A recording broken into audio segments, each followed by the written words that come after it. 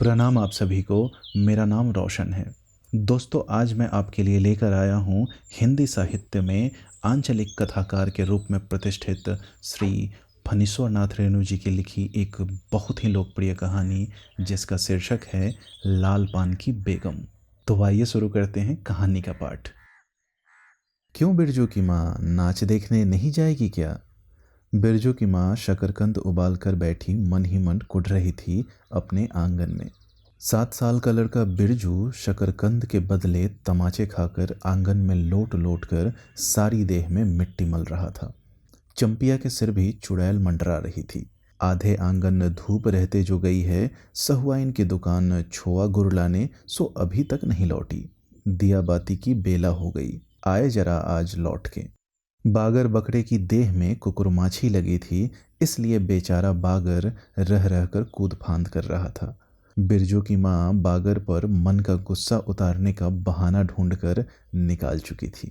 पिछवाड़े की मिर्च की फूली गाछ, बागर के सिवा और किसने कलेवा किया होगा?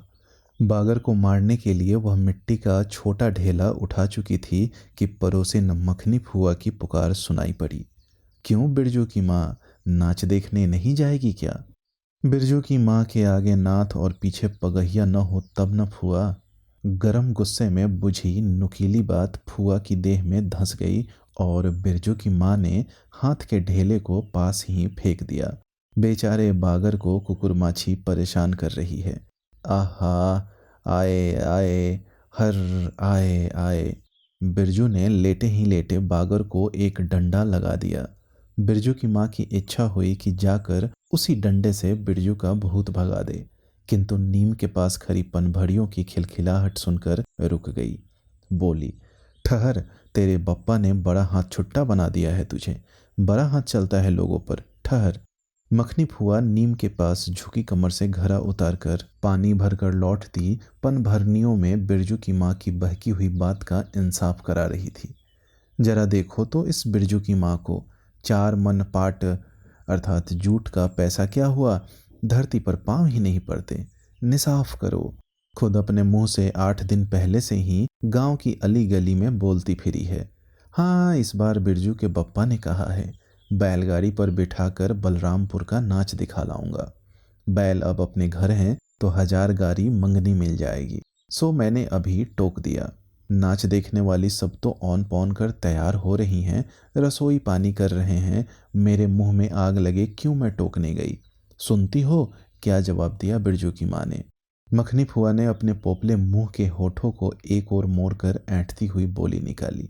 अरे हाँ, बिरजू की मैया के आगे नाथ और पीछे पगहिया ना हो तब ना। जंगी की पतोहू बिरजू की माँ से नहीं डरती। वह जरा गला खोलकर ही कहती है, फुआ, सर्वे सेटलमेंट के हाकिम के बासा पर फूल छाप किनारी वाली साड़ी पहन के यदि तू भी भट्टा की भेंटी चढ़ाती तो तुम्हारे नाम से भी 2-3 बीघा धनहर जमीन का पर्चा कट जाता। फिर तुम्हारे घर भी आज 10 मन सोना बाग पाट होता, जोड़ा बैल खरीदता। फिर आगे नाथ और पीछे सैकड़ों पगहियां झूलती। जंगी की पतोहू मुंहजोर है, रेलवे स्टेशन के पास की लड़की है। 3 ही महीने हुए गौने की नई बहू होकर आई है और सारे कुर्मा टोली की सभी झगड़ालू सासों से एक आध मोर्चा ले चुकी है। उसका ससुर जंगी दागी चोर है, सी किलासी है। उसका खसम रंगे कुर्मा टोली का नामी लठैत। इसीलिए हमेशा सिंग खुजाती फिरती है जंगू की पतोहू। बिरजू की माँ के आंगन में जंगी की पुतोहू की गला खोल बोली गुलेल की गोलियों की तरह दंदनाती हुई आई थी। बिरजू की माँ ने एक तीखा जवाब खोज कर निकाला, लेकिन मन मसोस कर रह गई। गोबर की ढेरी में कौन ढेला फेंके? जीभ के झाल को गले में उतारकर बिरजू की माँ ने अपनी बेटी चंपिया को आवाज दी। अरे चंपिया, आज लौटे तो तेरी मूड़ी मरोड़ कर चूल्हे में झोंकती हूँ। दिन दिन बेचाल होती जाती है। गांव में तो अब ठेठर बैस्कोप का गीत गाने वाली पतुरिया पुतोहू सब आने लगी है। कहीं बैठ के बाजे न मुरलिया सीख रही होगी। हर जाई। अरे चंपिया। जंगी की पुतोहू ने बिरजू की माँ की बोली का स्वाद लेकर कमर पर घरे को संभाला और मटक कर बोली, चल दीदिया चल, इस मोहल्ले में लालपान की बेगम बसती है, नहीं जानती। दोपहर दिन और चौपहर रात बिजली की बत्ती भक भक कर जलती है। भक भक बिजली बत्ती की बात सुनकर न जाने क्यों सभी खिलखिलाकर हंस पड़ी। फुआ की टूटी हुई दंत पंक्तियों के बीच से एक मीठी गाली निकली, शैतान की नानी। बिरजू की माँ की आंखों पर मानो किसी ने तेज टॉर्च की रोशनी डालकर चौंधिया दिया। भक भक बिजली बत्ती। 3 साल पहले सर्वे कैंप के बाद गांव की जलन डाही औरतों ने एक कहानी गढ़ के फैलाई थी। चंपिया की माँ के आंगन में रात भर बिजली बत्ती भुक भुकाती थी। चंपिया की माँ के आंगन में नाक वाले जूते की छाप घोड़े के टाप की तरह जलो जलो और जलो। चंपिया की माँ के आंगन में चांदी जैसे पाट सूखते देखकर जलने वाली सब औरतें खलिहान पर सोनोली धान के बोझों को देखकर बैगन का भुर्ता हो जाएंगी। मिट्टी के बर्तन से टपकते हुए छोआ गुड़ को उंगलियों से चाटती हुई चंपिया आई और माँ के तमाचे खाकर चीख पड़ी, मुझे क्यों मारती है? सहुआइन जल्दी से सौदा नहीं देती।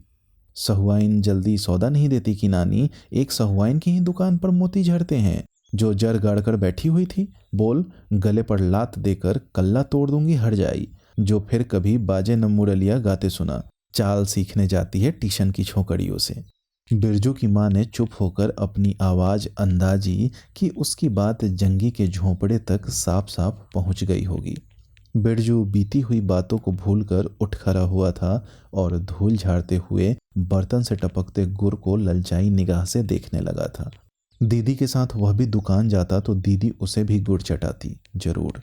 वह शकरकंद के लोभ में रहा और मांगने पर माँ ने शकरकंद के बदले, ए मैया एक अंगुली गुड़ दे दे। बिरजू ने तलहथी फैलाई, दे ना मैया एक रत्ती भर। एक रत्ती क्यों, उठा के बर्तन को फेंक आती हूँ पिछवाड़े में, जाके चाटना, नहीं बनेगी मीठी रोटी। मीठी रोटी खाने का मुंह होता है। बिरजू की माँ ने उबले शकरकंद का सूप रोती हुई चंपिया के सामने रखते हुए कहा, बैठ के छिलके उतार, नहीं तो अभी। 10 साल की चंपिया जानती है शकरकंद छीलते समय कम से कम 12 बार माँ उसे बाल पकड़कर झकझोड़ेगी, छोटी छोटी खोंट निकालकर गालियां देंगी। पांव फैला के क्यों बैठी है उस तरफ बेलज्जी। चंपिया माँ के गुस्से को जानती है। बिरजू ने इस मौके पर थोड़ी सी खुशामद करके कहा, मैया मैं भी बैठकर शकरकंद छीलूं?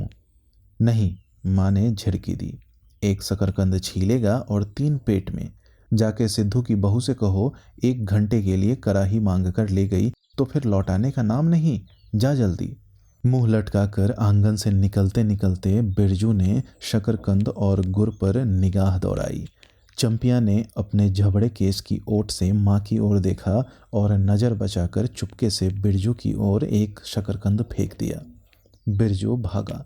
सूरज भगवान डूब गए, दिया बत्ती की बेला हो गई, अभी तक गाड़ी। चंपिया बीच में ही बोल उठी, कोयरी टोले में किसी ने गाड़ी नहीं दी मैया।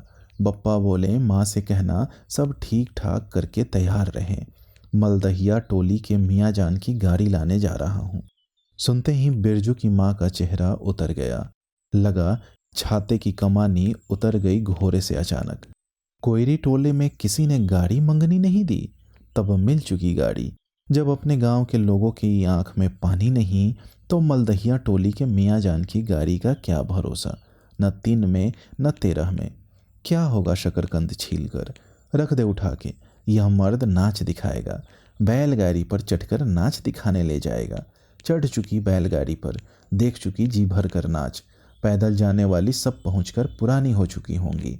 बिरजू छोटी कराही सिर पर औंध कर वापस आया, देख दीदिया मलेट्री टोपी, इस पर 10 लाठी मारने से भी कुछ नहीं होता। चंपिया चुपचाप बैठी रही, कुछ बोली नहीं, जरा सी मुस्कुराई भी नहीं। बिरजू ने समझ लिया मैया का गुस्सा अभी उतरा नहीं है पूरे तौर से। मढ़ैया के अंदर से बागर को बाहर भगाती हुई बिरजू की माँ बड़बड़ाई, कल ही पचकौड़ी कसाई के हवाले करती हूँ राकस तुझे, हर चीज में मुंह लगाएगा। चंपिया बांध दे बगड़ा को, खोल दे गले की घंटी, हमेशा टुनुर टुनुर, मुझे जरा नहीं सुहाता है। टुनुर टुनुर सुनते ही बिरजू को सड़क से जाती हुई बैलगाड़ियों की याद हो आई। अभी बबुआन टोले की गाड़ियां नाच देखने जा रही थी। झुनुर झुनुर बैलों की झुनकी, तुमने सुना? बेसी बकबक मत करो, बागर के गले से झुनकी खोलती हुई चंपिया बोली।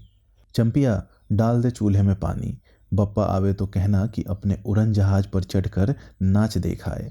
मुझे नाच देखने का शौक नहीं। मुझे जगइयो मत कोई, मेरा माथा दुख रहा है। मढ़ैया के ओसारे पर बिरजू ने फिसफिसा के पूछा, क्यों दीदिया, नाच में उड़न जहाज भी उड़ेगा? चटाई पर कथरी ओढ़कर बैठती हुई चंपिया ने बिरजू को चुपचाप अपने पास बैठने का इशारा किया। मुफ्त में मार खाएगा बेचारा। बिरजू ने बहन की कथरी में हिस्सा बांटते हुए चुक्की मुक्की लगाई। जारे के समय इस तरह घुटने में ठुड्डी रखकर चुक्की मुक्की लगाना सीख चुका है वह। उसने चंपिया के कान के पास मुंह ले जाकर कहा, हम लोग नाच देखने नहीं जाएंगे। गांव में एक पंछी भी नहीं है, सब चले गए। चंपिया को अब तिल भर भी भरोसा नहीं। संझा तारा डूब रहा है, बप्पा अभी तक गाड़ी लेकर नहीं लौटे। 1 महीना पहले से ही मैया कहती थी, बलरामपुर के नाच के दिन मीठी रोटी बनेगी, चंपिया छीट की साड़ी पहनेगी, बिरजू पैंट पहनेगा बैलगाड़ी पर चढ़कर। चंपिया की भीगी पलकों पर एक बूंद आंसू आ गया। बिरजू का भी दिल भर आया। उसने मन ही मन इमली पर रहने वाले जिन बाबा को एक बैगन को बोला, गाछ का सबसे पहला बैगन। उसने खुद जिस पौधे को रोपा है। जल्दी से गाड़ी लेकर बप्पा को भेज दो जीन बाबा। मढ़ैया के अंदर बिरजू की माँ चटाई पर परी करवटें ले रही थी। उह, पहले से किसी बात का मंसूबा नहीं बांधना चाहिए किसी को। भगवान ने मंसूबा तोड़ दिया। उसको सबसे पहले भगवान से पूछना है, यह किस चुक का फल दे रहे हो भोले बाबा। अपने जानते उसने किसी देवता पितर की मान मनौती बाकी नहीं रखी। सर्वे के समय जमीन के लिए जितनी मनौतियां की थी, ठीक ही तो महावीर जी का रोट तो बाकी ही है। हाय रे दैव, भूल चूक माफ करो महावीर बाबा। मनौती दूनी करके चढ़ाएगी बिरजू की माँ। बिरजू की माँ के मन में रह रहकर जंगी की पुतोहू की बातें चुभती है। भक भक बिजली बत्ती। चोरी चमारी करने वाले की बेटी पतोहू जलेगी नहीं। 5 बीघा जमीन क्या हासिल की है बिरजू के बप्पा ने। गांव की भाई खौकियों की आंखों में किरकिरी पड़ गई है। खेत में पाट लगा देखकर गांव के लोगों की छाती फटने लगी। धरती फोड़कर पाट लगा है। बैशाखी बादलों की तरह उमड़ते आ रहे हैं पाट के पौधे। तो अलान तो फलान, इतनी आंखों की धार भला फसल सहे। जहां 15 मन पाट होना चाहिए, सिर्फ 10 मन पाट कांटा पर तौल के ओजन हुआ रब्बी भगत के यहाँ। इसमें जलने की बात ही क्या है भला। बिरजू के बप्पा ने तो पहले ही कुरमा टोली के एक एक आदमी को समझा के कहा, जिंदगी भर मजदूरी करते रह जाओगे, सर्वे का समय आ रहा है, लाठी करी करो तो 2-4 बीघे जमीन हासिल कर सकते हो। सो गांव की किसी पुतखौकी का भतार सर्वे के समय बाबू साहब के खिलाफ खांसा भी नहीं। बिरजू के बप्पा को कम सहना पड़ा है। बाबू साहेब गुस्से से सर्कस नाच के बाघ की तरह हुमड़ते रह गए। उनका बड़ा बेटा घर में आग लगाने की धमकी देकर गया। आखिर बाबू साहेब ने अपने सबसे छोटे लड़के को भेजा। बिरजू की माँ को मौसी कह के पुकारा। यह जमीन बाबूजी ने मेरे नाम से खरीदी थी। मेरी पढ़ाई लिखाई उसी जमीन की उपज से चलती थी। और भी कितनी बातें। खूब मोहना जानता है, उतना जरा सा लड़का जमींदार का बेटा है कि।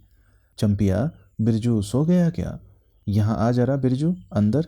तू भी आजा चंपिया। भला आदमी आए तो एक बार आज। बिरजू के साथ चंपिया अंदर चली गई। डिबरी बुझा दे। बप्पा बुलाए तो जवाब मत देना, खपच्ची गिरा दे। भला आदमी रे, भला आदमी। मुंह देखो जरा इस मर्द का। बिरजू की माँ दिन रात मंझा न देती रहती तो ले चुके थे जमीन। रोज आकर माथा पकड़ के बैठ जाएं। मुझे जमीन नहीं लेनी है बिरजू की माँ, मजूरी ही अच्छी। जवाब देती थी बिरजू की माँ खूब सोच समझ के। छोड़ दो, जब तुम्हारा कलेजा ही थिर नहीं होता है तो क्या होगा। जोरू जमीन जोर के, नहीं तो किसी और के। बिरजू के बाप पर बहुत तेजी से गुस्सा चढ़ता है, चढ़ता ही जाता है। बिरजू की माँ का भाग ही खराब है जो ऐसा गोबर गणेश घर वाला उसे मिला। कौन सा शौक मौज दिया है उसके मर्द ने। कोल्हू के बैल की तरह खटकर सारी उम्र काट दी इसके यहाँ। कभी 1 पैसे की जलेबी भी लाकर दी है उसके खसम ने। पाट का दाम भगत के यहाँ से लेकर बाहर ही बाहर बैल हट्टा चले गए। बिरजू की माँ को एक बार भी नमड़ी लोट देखने नहीं दिया अपनी आंख से। बैल खरीद लाए। उसी दिन से गांव में ढिंढोरा पीटने लगे। बिरजू की माँ इस बार बैलगाड़ी पर चढ़कर जाएगी नाच देखने, दूसरे की गाड़ी के भरोसे नाच दिखाएगा। अंत में उसे अपने आप पर क्रोध हो आया। वह खुद भी कुछ कम नहीं, उसकी जीभ में आग लगे। बैलगाड़ी पर चढ़कर नाच देखने की लालसा किस कुसमय में उसके मुंह से निकली थी, भगवान जाने। फिर आज सुबह से दोपहर तक किसी न किसी बहाने उसने 18 बार बैलगाड़ी पर नाच देखने की चर्चा छेड़ी है। लो, खूब देखो नाच, वाह रे नाच, कथरी के नीचे दुशाले का सपना। कल भोरे पानी भरने के लिए जब जाएगी, पतली जीभ वाली पतुरिया सब हंसती आएंगी, सब हंसती जाएंगी। सभी जलते हैं उससे, हाँ भगवान, दाढ़ी जाड़ भी। 2 बच्चों की माँ होकर भी वह जस की तस है। उसका घर वाला उसकी बातों में रहता है। वह बालों में गरी का तेल डालती है। उसकी अपनी जमीन है किसी के पास एक धूर जमीन भी अपने इस गांव में? जलेंगे नहीं। 3 बीघे में धान लगा हुआ है, अगहनी। लोगों की बीख दीठ से बचे तब तो। बाहर बैलों की घंटियां सुनाई पड़ी। तीनों सतर्क हो उठे, उत्कर्ण होकर सुनते रहे। अपने ही बैलों की घंटी है क्यों रे चंपिया? चंपिया और बिरजू ने प्रायः एक ही साथ कहा। चुप, बिरजू की माँ ने फिसफिसा कर कहा। शायद गाड़ी भी है, घरघराती है ना? दोनों ने फिर हुंकार भरी। चुप, गाड़ी नहीं है। तू चुपके से टट्टी में छेद करके देख तो आ चंपी, भाग के आ चुपके चुपके। चंपिया बिल्ली की तरह हौले हौले पांव से टट्टी के छेद से झांक आई। हाँ मैया, गाड़ी भी है। बिरजू हड़बड़ाकर उठ बैठा। उसकी माँ ने उसका हाथ पकड़कर सुला लिया। बोलो मत।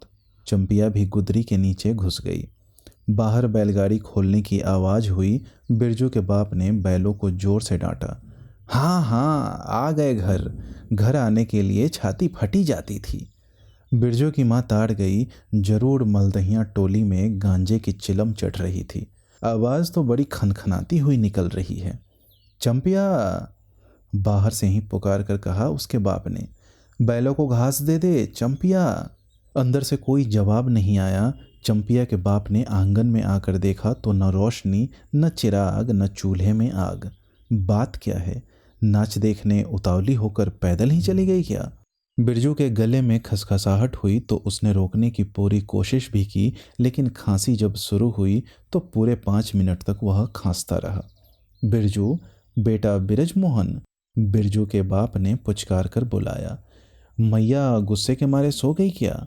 अरे अभी तो लोग जा ही रहे हैं। बिरजू की माँ के मन में आया कि कसकर जवाब दे, नहीं देखना नाच, लौटा दो गाड़ी। चंपिया, उठती क्यों नहीं? ले, धान की पंचसीस रख दे। धान की बालियों का छोटा झब्बा झोंपड़े के ओसारे पर रखकर उसने कहा। दिया बालो। बिरजू की माँ उठकर ओसारे पर आई। 1:30 पहर रात को गाड़ी लाने की क्या जरूरत थी? नाच तो अब खत्म हो रहा होगा। ढिबरी की रोशनी में धान की बालियों का रंग देखते ही बिरजू की माँ के मन का सब मैल दूर हो गया। धानी रंग उसकी आंखों से उतरकर रोम रोम में घुल गया। नाच अभी शुरू भी नहीं हुआ होगा। अभी अभी बलरामपुर के बाबू की संपनी गाड़ी मोहनपुर होटल बंगला से हाकिम साहब को लाने गई है। इस साल आखिरी नाच है। पंचसीस टट्टी में खोस दे, अपने खेत का है। अपने खेत का? हुलसती हुई बिरजू की माँ ने पूछा। पक गए धान? नहीं, 10 दिन में अगहन चढ़ते चढ़ते लाल होकर झुक जाएंगी सारे खेत की बालियां। मलदहिया टोली पर जा रहा था, अपने खेत में धान देखकर आंखें जुड़ा गई।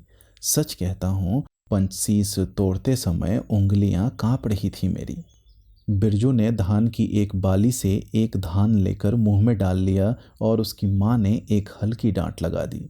कैसा लुक्कर है रे तू? इन दुश्मनों के मारे कोई नेक धर्म जो बचे। क्या हुआ, डांटती क्यों हो? नवान के पहले ही नया धान जुठा दिया, देखते नहीं? अरे इन लोगों का सब कुछ माफ है, चिरई चुरमुन हैं ये लोग। दोनों के मुंह में नवान के पहले नया अन्न न पड़े। इसके बाद चंपिया ने भी धान की बाली से 2 धान लेकर दांतों तले दबाया। ओ मैया, इतना मीठा चावल! और गमकता भी है न दीदिया? बिरजू ने फिर मुंह में धान लिया। रोटी पोटी तैयार कर चुकी क्या? बिरजू के बाप ने मुस्कुराकर पूछा। नहीं, मान भरे सुर में बोली बिरजू की माँ। जाने का ठीक ठिकाना नहीं और रोटी बनती है। वाह, खूब हो तुम लोग। जिसके पास बैल है उसे गाड़ी मंगनी नहीं मिलेगी भला। गाड़ी वालों को भी बैल की कभी कमी होगी। पूछूंगा तब कोयरी टोला वालों से। ले जल्दी से रोटी बना ले, देर नहीं होगी।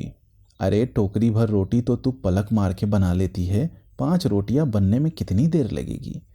अब बिरजू की माँ के होठों पर मुस्कुराहट खुलकर फैलने लगी। उसने नज़र बचाकर देखा, बिरजू का बप्पा उसकी ओर एकटक निहार रहा था। चंपिया और बिरजू न होते तो मन की बात हंसकर खोलते देर न लगती।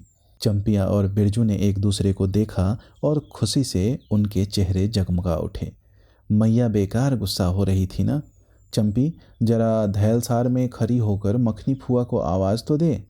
ए फुआ, सुनती हो फुआ, मैया बुला रही हैं।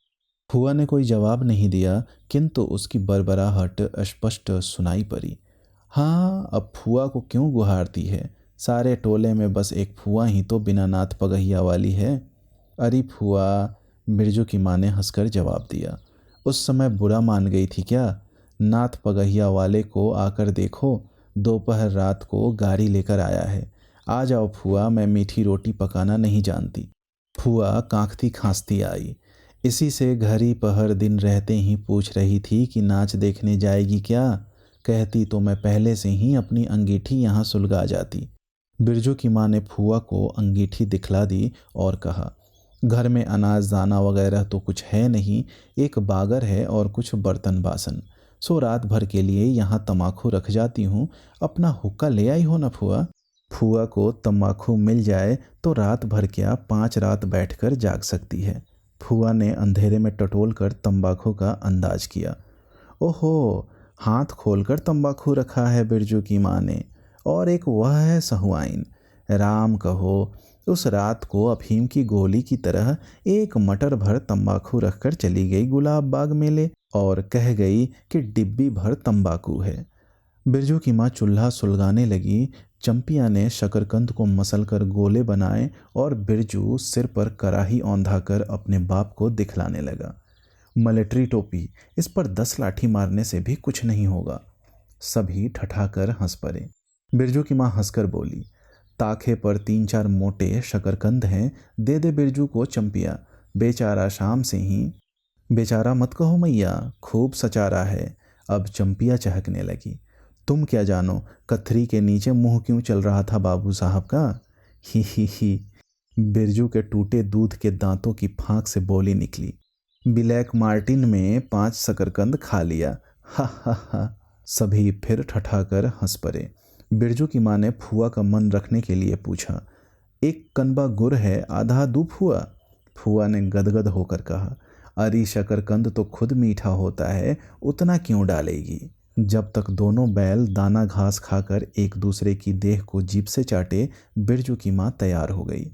चंपिया ने छीट की साड़ी पहनी और बिरजू बटन के अभाव में पैंट पर पटसन की डोरी बंधवाने लगा।